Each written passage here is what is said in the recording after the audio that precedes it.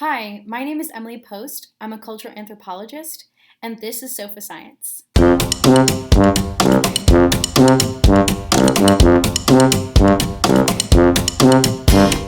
Hi, everyone. Welcome to my living room.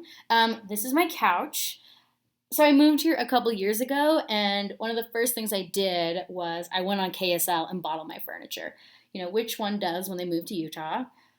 And then I realized only after I bought this couch that it came with its own stains. So yeah, I learned an important life lesson that day, which is anything can be made fancier if you just add the right decorative throw pillow. But I'm not here to give you life advice, but I'm here to talk about my research. So here's a fact. In the past 5 years, over 100 million people have been displaced due to natural disasters. To put that in perspective, that's like if we displaced an entire third of the United States population.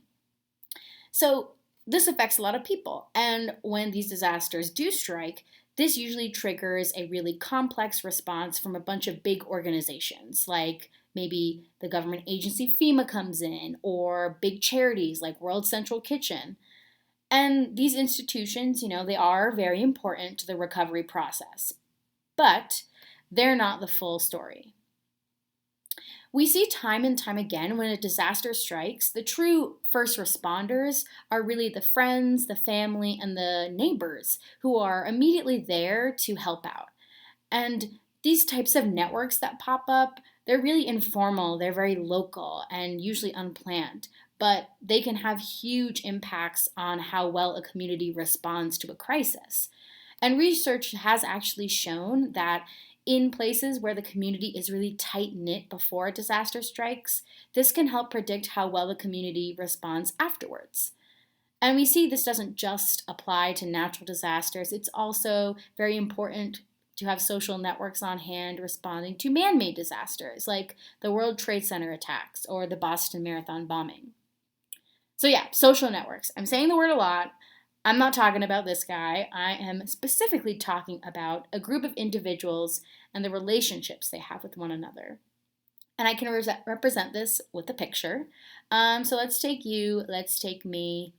We've known each other for like 45 seconds. We can hang out. We're going to draw a line representing that we know each other. And maybe, if you ask me, I could list a couple other people I know, like 3 other people I know. And maybe if you were asked, you know 2 other people. And if we just kept doing this over and over again, eventually, if we connect all the dots and all the lines, we're going to make a social network. And here's some important points to know about a social network. Number 1, the shape of a network really depends on the context. So for example, here we have a bucket brigade clearing rubble and a group of soldiers training in the army. These networks, they operate differently, so they're going to look different. For example, a bucket brigade. All you're doing is passing, a bucket from the person in front to the person behind. So this is the shape you want to make. A group of soldiers training, their network is going to be really tight-knit because everyone knows everyone else, and that's important when you're sending a group of people into, dangerous combat zones. You're going to want a really close connected network like this, which is just to say that the shape of a network is going to tell you how it operates. Point number 2, networks can change and adapt. So for example, we have a network here, but if we take someone out, they move away and they end their relationships, now some people are isolated, but maybe this other guy branches out, makes new relationships. So now we see that this network has changed its shape, but it's because it is adapted to the new situation. Point number 3, networks can allow the flow of information and behavior. So I think a great example of information flow is the social media site Twitter. So there you can just write a couple lines of text, you send it out into the internet, and people can like it and they can retweet it. Me, for example, let's just say I want to tweet about, the Game of Thrones series finale. And I'm on Twitter and I just start going off. I am talking about how they just butchered that last episode. Like, those writers destroyed Daenerys Targaryen's story arc. They could have gone to the full 10 episodes, but they just I don't know what they were trying to do. They were trying to save money, so they just did 8, and we didn't even know what was happening with half the characters half the time. I don't even know. I have a lot of thoughts about it, and I'm just putting it out on Twitter. Anyway, what were we talking about? Yeah, so I'm tweeting, and I'm saying a lot of stuff. And then maybe one of my followers retweets me. One of their followers retweets them. And then other people retweet them. And soon, everyone in the Twitterverse is now talking about my Game of Thrones rant. And that information has flowed. And we're seeing in this modern day and age, all types of information can flow through a network. Good information, and sometimes bad information, which is why sometimes we can have viral trends such as the Pizzagate conspiracy theory, where really bad information gets out there, and this actually can also have pretty bad effects in society at large. But generally, I'm here to talk about what I study, and what I really like to focus on is how vulnerable communities respond to a natural disaster using their social networks. There are a lot of places in the world where communities simply just don't have access to big institutions because maybe they're very rural or they're very impoverished. So these communities pretty much have to rely on only their social networks to get through a disaster. And I specifically want to know, when a vulnerable community is in crisis, what do these social networks look like? So we know from before, if you look at the shape, we can tell, are community members well connected? When people are receiving help, are they returning the favor? And also, did this crisis change the network in some way? Now, in order to answer these questions, I do fieldwork in this small island nation in the Caribbean called Dominica. And this is the village I work in. It's very small, very rugged and mountainous. And it's very rural, so this is one of the most isolated and impoverished places in the entire country. And to give you a feel of social life here, very traditional households. Most of the time, the men are, working in the fields as farmers, and the women are cooking and cleaning at home, taking care of children. And a lot of the economy is based around producing bay essential oils from bay trees. So, anyone out there has Burt's Bees chapstick or uses bay essential oil, this is actually where the product is starting out. An important thing about everyday life here is that Dominica is located in what's called Hurricane Alley, which means, every year hurricanes are passing through this region all the time. So people live with the reality that there's a chance every year a big one might hit. And in September of 2017, that's exactly what happened. Here, this is a radar of Hurricane Maria, the eye directly passing through the island of Dominica. And the devastation was insane. People said when they got out of their houses the next day, they almost didn't recognize where they were. And people lost everything they'd ever owned because the winds were so strong and the rains, they were just ripping walls and roofs off people's houses. So everything they'd ever owned, their furniture, their appliances, it just was blown out in the wind. And people were, their homes were absolutely devastated by this. But part of my job as a cultural anthropologist means that if I truly want to understand what's happening with these social networks, I actually have to go to Dominica and talk to people and really experience life there. So that's exactly what I did. I was connected to a family through my advisor who had worked there before, and I made calls to government officials, I wrote letters, and eventually, through the kindness and generosity of one family, I got all this paperwork completed to actually stay in a property, a house on their property, and this was it, and this was my home for the rest of the summer. And I had to learn a lot of new things. Thanks to the patience of some awesome teachers, I was able to learn how to make traditional Caribbean meals. I got to, use and wield a machete. I even made some bay oil, so, I guess you're welcome for all the chapstick. And I was really there to answer this question. How do people rebuild their home when they don't have access to formal institutions like we do? So there's no FEMA in Dominica. Many people have to travel like an hour and a half through the jungle to get to the nearest hospital.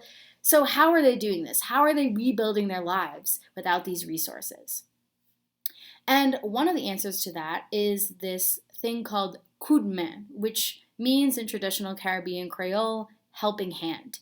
And this is a very traditional practice in Caribbean culture where if someone needs a big project done that they can't do by themselves, they're going to call out to their community, people will show up, do this project for them, and instead of getting paid money or compensated, they're given food, they're given alcohol, and they're just given a party for all their hard work. So I would go to these events, show up, take part in them, and try to understand how they were operating. Because several of these events happened after the hurricane because people needed to rebuild their homes.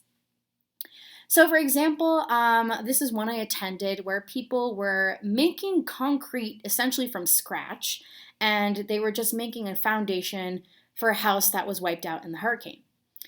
And most of the time, these things start off with a bunch of men doing really hard labor, and they are going all day in the super hot tropical sun. And as you can see here, it takes a lot of work. Meanwhile, the women, they're waking up at the crack of dawn to prepare the coup de main meal. So, they're rolling the dough, mixing the stews, tending the cooking fires, and after many hours of hard work, they pack it all up, bring it up the hill, and they serve it to the laborers as part of their kind of like feast and party when they're all done. So the next part of my research was actually to go around to people's houses and do interviews because I actually wanted to ask them questions about their experience recovering after the hurricane and how coup de main has been, playing out in this community. So interestingly, a lot of people actually told me, people used to do this thing and now they're not, or, it's not happening for me. I didn't get a lot of coup de main, or, some people went so far to say coup de main's dying out. The practice doesn't happen as much anymore. The next part of my research was to actually get data to see if the numbers backed up what people were saying. So I did what's called a free list exercise. I asked people specific questions. I would say, who has helped you repair your home after Maria? And then did you help anyone repair their home? And people would give me the list of names of people they had done this for. And I would take these lists, I would put them into the computer, do some, statistical magic, and out would come what we call a sociogram. And a sociogram is just a map of a social network. And just to walk you through this, each individual person is a dot. So blue are males and red are females. And I told the computer every single time someone nominates someone as a helper, we're going to draw a line between those two dots to show their relationship. That means they've been helped. So there are a couple things that I'm taking away from this network right when I look at it, which is there's one area with a lot of lines. So there's some dots, they have a lot of lines coming out of them, and these are people who have been nominated a lot as helpers. So we're going to say they're really well connected in this network. But I also see there are a lot of places where there are either no lines coming into dots or just one or two. So these people have been nominated only a couple times or they have no nominations, which means they're not getting or receiving any help. We're going to say they're very disconnected in this network. But overall, my takeaways are that more people are disconnected than they're well connected. And this does back up what a lot of people were saying, which is coup de main isn't happening for me. I'm not getting a lot of help repairing my home. And this might hint at us that the coup de main network in this community is really weak after Hurricane Maria. So you might be thinking, practically, how can we use science like this to help during a disaster? And there are several things we can do. We can target key players in a network to help spread helpful information and behavior. We can incorporate local knowledge into traditional response and recovery tactics. And we can also identify certain hotspots in the network where people are very vulnerable or they're very resilient. But overall, it is my hope that cultural anthropologists like myself can really use this knowledge for good outcomes. So we can take our understanding of social networks and actually use that information to help vulnerable communities and just society at large be more prepared for natural disasters. And that's actually one of the reasons why I love doing anthropology, because not only am I meeting amazing people, I'm traveling to some of the most beautiful places in the world and doing really cool stuff. I'm learning something new every day. But I do, as cheesy as it sounds, really feel like my work can help the world become a little bit of a better place. But that's really all I have for you today. Thank you so much for listening to me. If you want to learn more about science in your local community, please check out the Natural History Museum. I love their anthropology collections. I'm biased though. You need to go and check out their exhibits for yourself because there is something there for everyone. But yeah, thank you so much for listening to me.